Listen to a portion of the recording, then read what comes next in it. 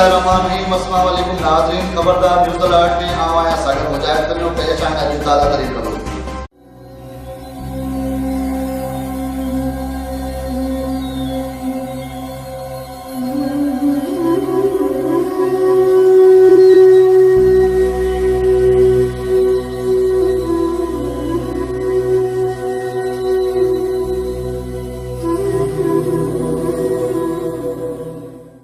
बाकराणे मां अहमद नवाज़ बुरई जी रिपोर्ट। ज़िंदगी जा 30 साल सहाफ़त खे अर्पे अवाम जी ख़िदमत कंदड़ ऐं रतो-दरो शहर सां तालुक़ रखंदड़ सिंध जो सीनियर सहाफ़ी ऐं लाड़काने यूनियन ऑफ जर्नलिस्ट जो ज़िले सदर नियाज़ अबड़ो, जेको गुज़िरियल 20 ॾींहनि खां गुर्दनि जी बीमारी सबबि बीमारी जे बिस्तरे ते पियल आहे, जंहिंजी हिन वक़्त ताईं सिंध हुकूमत तोड़े सहाफ़ियुनि जे हक़नि लाइ जाखोंदड़ कंहिं तंज़ीम सार न लधी आहे। नियाज़ अबड़ो हिन वक़्त कराचीअ जे लियाकत नेशनल अस्पताल में दाख़िल आहे, जिते संदसि इलाज ते लखे रुपया लॻी चुका आहिनि, मगर सिहत में सुधारो न अची सघियो आहे। सीनियर सहाफ़ीअ जो इलाज सरकारी ख़र्च ते कराइण लाइ बाकराणे जे सहाफ़ियुनि लाला बरकत बलोच, यासीन मशहूरी, आसिफ तुनियो, अहमद शेख, सैयद आयस शाह, बशीर शेख, अज़ीम आज़ाद राजपूत, सागर मुजाहिद तुनियो, मोहम्मद आलिम तुनियो, मोहरम कुंबर, ख़ालिद तुनियो, अहमद नवाज़ बुरोई, हफ़ीज़ रहमान भट्टी, मीर मुनवर तुनियो, इमरान मेमून, मीर शफ़क़त जान बलोच ऐं ॿियनि जी अॻवानीअ में प्रेस क्लब बाकराणे अॻियां एहतजाज कयो वियो।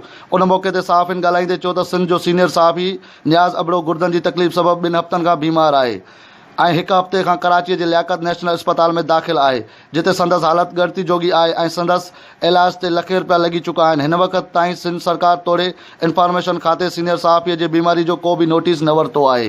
सहाफ़ियुनि सिंध हुकूमत इतलात खाते, सिंध जे सेक्रेटरी इतलात खाते जे सूबाई वज़ीर खां मुतालबो कयो आहे त सीनियर सहाफ़ी नियाज़ अबड़ो जो सरकारी ख़र्च ते इलाज कराए संदसि हयाती बचाई वञे।